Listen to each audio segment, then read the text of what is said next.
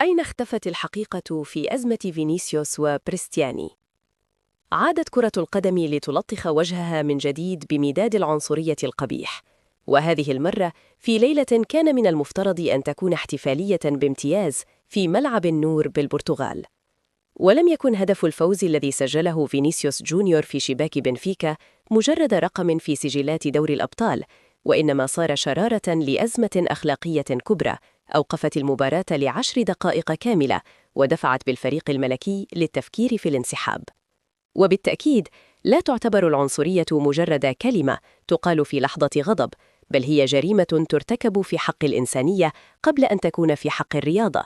وما حدث في لشبونة لا يمكن مروره مرور الكرام تحت ذريعة التنافس المحتدم، ولهذا تحرك الاتحاد الأوروبي لكرة القدم يوإيفا ببيان عاجل وأكد فيه فتح تحقيق متوعداً المخطئ بعقوبات رادعة. وبينما يحاول البعض تمييع القضية أو حصرها في سوء فهم تقني من جانب اللاعب جيانلوكا بريستياني وناديه بنفيكا، تبرز حقائق ميدانية وشهادات ثقيلة تضع اللاعب الأرجنتيني الشاب في قفص الاتهام وتجعلنا نتساءل: هل نحن أمام حادثة عنصرية مكتملة الأركان أم مجرد زوبعة في فنجان؟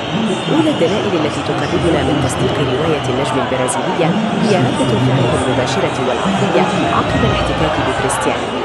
تظهر لقطات الفيديو بوضوح اقتراب لاعب بنفيكا من فينيسيوس، وبينما كان الحوار يبدو مشحونا رفع بريستياني قميصه على وجهه ليقول كلمات محددة. بمجرد سماعها تغيرت ملامح فينيسيوس من الغضب الرياضي المعتاد إلى صدمة حقيقية وانزعاج شديد، حيث ركض فورا نحو الحكم الفرنسي ليتكسر لإبلاغه بما سمع.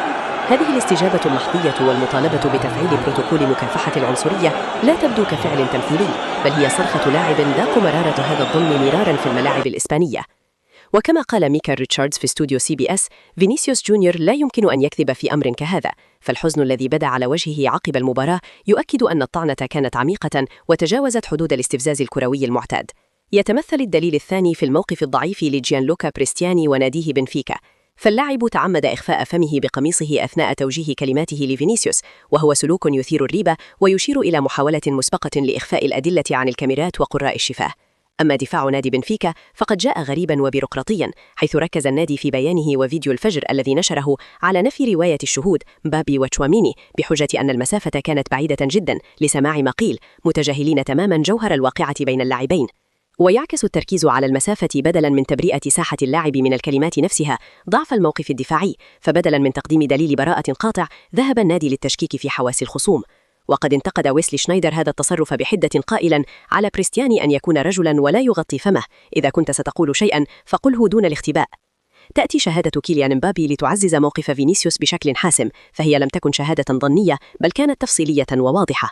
مبابي الذي أكد أنه لن يترك فينيسيوس وحيداً أبداً خرج بتصريحات نارية أكد فيها أنه سمع وراء بريستياني وهو يصف فينيسيوس بالقرد 5 مرات متتالية.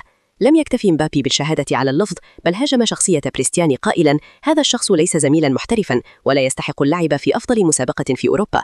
وشدد النجم الفرنسي على أن محاولة بريستياني الذكية لتغطية شفتيه بالقميص لم تنجح في إخفاء الحقيقة، لأن الوجه لا يكذب، مشيراً إلى أن ملامح اللاعب وعدوانيته كانت أكبر دليل على ما تلفظ به. هذه الشهادة من نجم بحجم مبابي ترفع من مصداقية الواقعة وتضع الاتحاد الأوروبي أمام مسؤولية كبرى للتحقيق في تفاصيل ما جرى خلف القميص المرفوع.